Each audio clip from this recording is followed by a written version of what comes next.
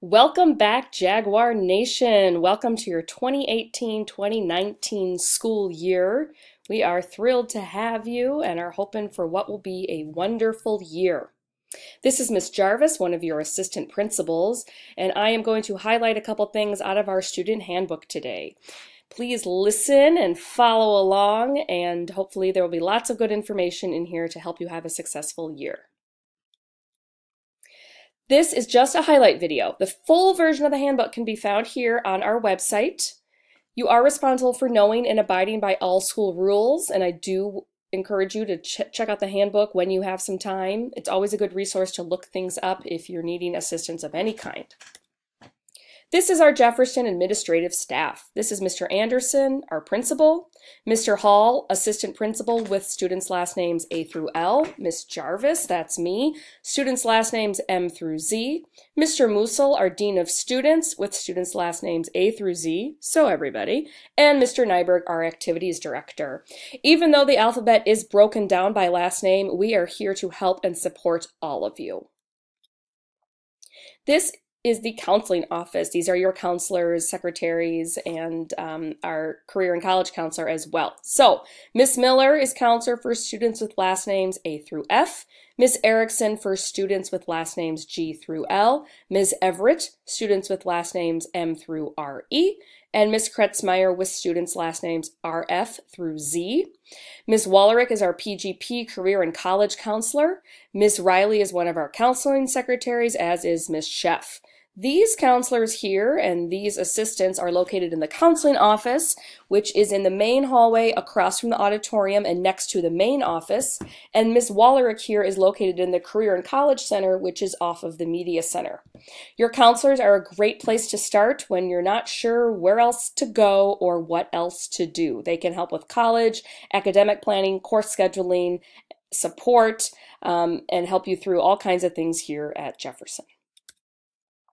This is our behavior intervention team who are here to help and support you as well. You met Mr. Musil on the previous slide. He's our Dean of Students. Ms. Wetzel is one of our social workers here, and Mr. Q Johnson, who students just call Q, is our student advocate. They are here to help get you from point A to point B and are wonderful resources to seek out if there's anything we can do to help. Okay, launching into the handbook, a couple of highlights. Our first is about academic integrity. Academic integrity is also known as plagiarism, cheating, turning in work that isn't your own. So make sure every time you turn in work, it's work that you have completed. So if you plagiarize something, that's considered an academic integrity violation. If you have an electronic device out without permission during assessment, so let's say you're taking a test, teacher says put away your phone is next to you on the desk, that could be considered an academic integrity violation. Another thing to be aware of is sharing your work. So if you share a paper on Google Drive, let's say, with someone else and that person turns that paper in, you can be in violation of the academic integrity policy. It's totally fine to collaborate and work with people and help others, but make sure you're maybe doing that side by side, looking over things together, not just sharing your work and not really knowing where it's going or what's happening to it next. There are consequences for an academic integrity violation. You could lose credit for a course. You may earn a 0 on an assignment, and it can be a code of conduct violation, which would impact your eligibility with any sport or activity. Any questions about this, definitely come see us in the office. Ask your teacher. We're here to help. Electronic devices should remain in your bag during the school day. You should not be using your phone for any reason to cause a disruption to the school day. If that is the case, your phone may be confiscated, held till the end of the class period, until the end of the day, or until a parent or guardian picks it up. Your teacher will let you know the appropriate time to have your Chromebook out for learning. But as a general rule, when you get to class, your phone should be put away, off, and in your bag. When you bring an electronic device to school, you do so at your own risk. Please make sure you're keeping track of that and you know where it is at all times. Please note that you cannot use your cell phone to take pictures or make recordings of other students, staff, faculty, or school personnel at any time without their permission. That is something we run into from time to time, so please make sure you are not violating that rule in any way here at school.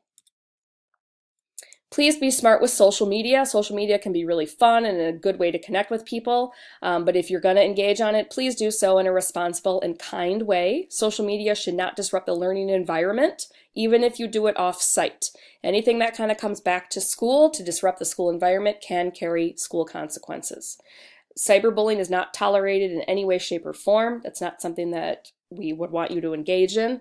And just remember, once you put it out there, it's out there, and a large audience can see it, whether you delete it or not. So just be a responsible social media user. Jefferson does not tolerate bullying in any form. This can include electronic bullying, cyberbullying, face-to-face, verbal. Please make sure you're treating others with kindness and respect. Any issues you encounter with bullying, please do not hesitate to come see your administrator or counselor immediately. From time to time, students may be searched if administration feels that there is a dangerous situation which requires it. Note when you enter the school building, your things are subject to search at any time. If a search is conducted, it will always be done in the office with 2 people in the room. Things that could be searched would be your backpack, bags, wallet, purses, car, cell phone, and locker. Just be very smart about being safe and safe with the things that you bring into the school building and onto the school campus. You do need a hall pass anytime you are in the hallway during class. You should be in class from bell to bell. If for some reason you do need to leave, check in with your teacher, and if allowed, you may use the pass. 1 pass is allowed at a time, 1 student out of the room at a time. You need to use the restroom closest to your classroom. If you're found in the hallway without a pass, you may be subject to lunch detention. So make sure you're always in the hallway with a pass. Get to class on time. If you are in the hall after the bell is rung, you may be subject to a lunch detention. You can leave class again with that pass only. If you do miss 7 or more class periods and those absences are unexcused, now that could be a combination of absences and tardies, as 3 tardies equals 1 unexcused absence, you could lose credit for that class. A loss of credit will be an NC on your transcript. Make sure you're in class, make sure you're on time. Anytime you're 10 or more minutes late, it's considered an absence, not a tardy. So make sure you're getting where you need to go. If for some reason you need to leave school early, if you're sick, you need to leave through the nurse's office, so you'll check out with the nurse and they'll take care of your attendance. If your parent is calling you out for an appointment or something like that, they need to call the attendance line, which that number is here. It's also on our website. Leave a message that they will need to pick you up, what time they'll need to pick you up, and then a pass will be sent to your classroom for you to leave. When you do leave, you need to sign out at the attendance office, which is in that main hallway between the main office and counseling office, on your way out through door number 1. Try to see if parents can call you out about 24 hours in advance. It's hard when we get a call at noon for someone to be out at 12:30. So the sooner we get those calls, the better. But we understand that last minute things always come up. Hopefully you're very pleased with all of your courses and they are working out for you. If not, you do have the opportunity to drop or add a course with a deadline of Wednesday, September 5th for first try here. So just be thinking if something needs to change, you do need to act on that immediately. To drop or add that course, you will need to see your counselor in the counseling office. If you drop a class after 2 days, after those 2 days, it will be an F on your transcript. So just really be thinking if these are the right classes and see your counselor if you need to. And just note that a request to drop and a request to change a class may not always be feasible. So it's just that, a request, but your counselor is the best person to help you with that. We have some awesome flex spaces here at Jefferson. Make sure you're using these spaces wisely. They are to study, work on group projects, to collaborate and to learn, and be respectful of these spaces. They're super nice and we want to keep them that way. We do have flex spaces throughout Flag and Flex Hallway. That's how it's got its name. Teachers will let you know if you're going to use it during their class period. So don't ever go to flex space rather than going to class. Always go to class first, and if it's time to flex, your teacher will let you know. We do have some hybrid and online classes. While these are mainly upperclassmen classes, sometimes we do have 9th or 10th graders in these classes. So if you're in a hybrid or online class, you may leave the building during your class time. You do need to get a parental permission form, which is found at the attendance office. Make sure you get that taken care of before you leave the building.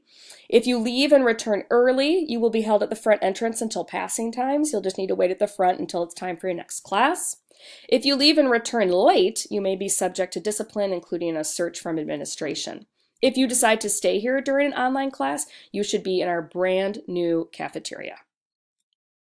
Speaking of that new cafeteria, it is awesome. So excited for all of you to have this state-of-the-art place.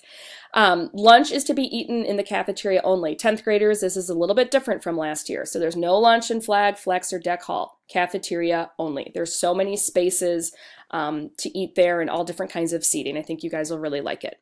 If you're choosing not to eat lunch one day, you can be in the media center, not Flag or Flex hallway. Once in a while, a situation arises that does result in a lunch detention.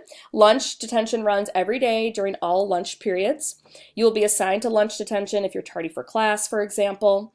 It takes place in F101, which is the dance studio right off the main gym and cafeteria, and it's always staffed by a teacher. If you are assigned a lunch detention, you need to report to lunch detention. If you can bring a lunch, great. If you can't, you can go buy lunch, and then you need to be in lunch detention within 5 minutes. If you're more than 5 minutes late, you will have to serve the remainder of that lunch detention that day and then also the next day. We do not have after-school detention here at Jefferson. We have an awesome place called the Testing Center. It's a new location, C9, which is down in lower C wing. You would use the Testing Center if you were absent from class one day and missed a test, if you have accommodations or other needs that would require you to take your test outside of the classroom. Your teacher will make an appointment for when you will go take the exam in the Testing Center. They'll work with you on what that appointment time would be, but they set the appointment. If you miss your appointment, you'll have the opportunity to test after school, or you can go back to your teacher to make a new appointment. Tests are held for 2 weeks, and after 2 weeks, they're returned to your teacher. Your teacher sets the timeline, but it can't go any longer than 2 weeks. And that's, again, a new location down in C9. I do encourage you to visit the full handbook just to see what the behavior violation consequences look like. There are some behaviors that would result in a suspension from school. These are just a few of them. Anything doing with alcohol, chemicals, or e-cigs, possession or use does result in an out-of-school suspension. You can see the time frames here, fighting and assaults, and of course weapons here at school. So again, make those really smart choices and utilize school for its learning purpose. Jefferson After Hours is an awesome program that is housed in our Gold Flex space. It runs Monday through Thursday after school till 3:30, and this will start next week on September 10th. It is a drop-in place to get extra help. You can stay the whole time, you can stay 10 minutes. It's always staffed by a teacher and sometimes some of our National Honor Society students who are upperclassmen in our National Honor Society program. It's a great place to study and go for help after school. It's always staffed by a teacher, like I said, and there will be a list on the door of like what days has which subjects. So if you know you really need help with math, you can check the schedule. Oh, there'll be a math teacher on this day. I'm going to drop in then. Awesome program. School on normal days or regular days ends at 2:37 and on block days at 2:14. For about an hour, the Media Center Commons and Jefferson After Hours are open and you can be here at school.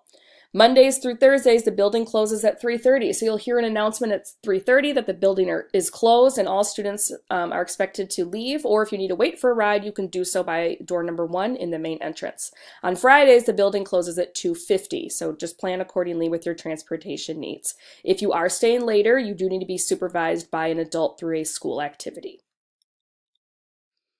We are here to help, as I said earlier. If you're just not sure where to start, a great place is always to start with the counseling office. Again, that's located next to the main office across from the auditorium.